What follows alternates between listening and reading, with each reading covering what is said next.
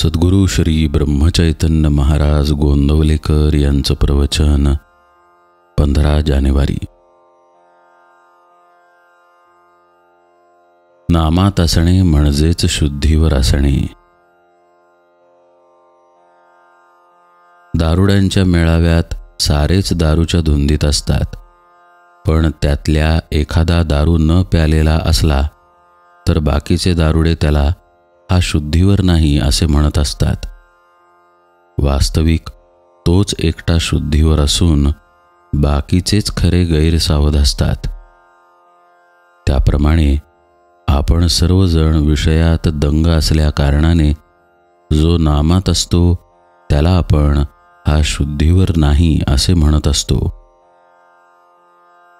वास्तविक पाहता नामाशिवाय जगात दुसरे सत्य नाही अशी ज्याची दृढ भावना असते तोच खरा शुद्धीवर असतो। आपण मात्र भ्रमात असतो। आपल्याला झालेला हा भ्रम नाहीसा करायला 3 उपाय आहेत। एक सद्विचार, दुसरा सत्संगती आणि तिसरा नामस्मरण। भगवंताचा विचार हाच खरा सद्विचार। एखाद्या माणसाला म्हटले की तुझे अवयव आणि रंग यांच्याशिवाय ये, तर त्याला येता येणार नाही, कारण तो जिथे आहे तिथे त्याचा रंग आणि अवयव असणारच। त्याचप्रमाणे नाम, संत आणि भगवंत हे एकमेकांना चिकटूनच आहेत। त्यामुळे जिथे नाम आहे तिथे सत्संगती आणि भगवंत असतातच। वासरू घेऊन गेले म्हणजे जशी गाय पाठीमागून आपोआप येते, त्याप्रमाणे नाम घेतले की भगवंत त्यामागे येतोच। आजकाल इतकी यंत्रे निघाली आहेत, मग भगवंताच्या प्राप्तीसाठी संतांनी एखादे यंत्र शोधून काढले नाही का, असा प्रश्न एखाद्याच्या मनात येईल, तर त्याचे उत्तर सोपे आहे।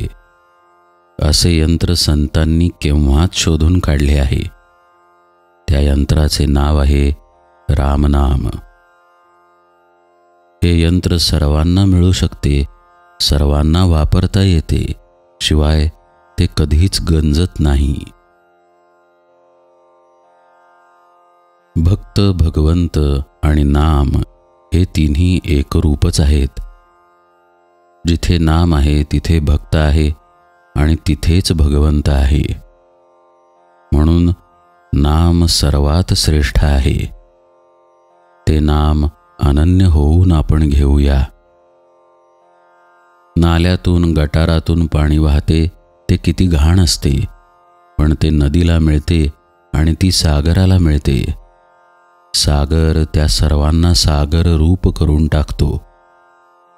तसे मनुष्य कितीही पापी, दोषी, अपराधी असू द्या, त्याने नाम नदीची कास धरली की तो रामसागर रूप झालाच म्हणून समजा। भगवंताला विसरणे हे सर्वात मोठे पाप आहे। नामाने भगवंताचे स्मरण होते, म्हणून नामाने पाप नाहीसे होईल। अनाथ शब्द नाथा वाचून नाही आणि नाथाला अनाथा वाचून नाथत्व नाही। राम सर्वांचा नाथ आहे, त्याच्या अखंड स्मरणात आपण राहूया। प्रपंच वनवासासारखा आहे। रामाच्या स्मरणात प्रपंचातली संकटे आणि दुःखे कसपटाप्रमाणे वाटतील।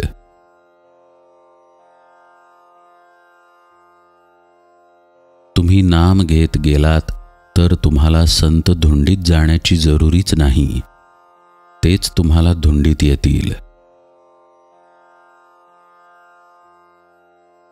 जानकी जीवन स्मरण जय जय राम।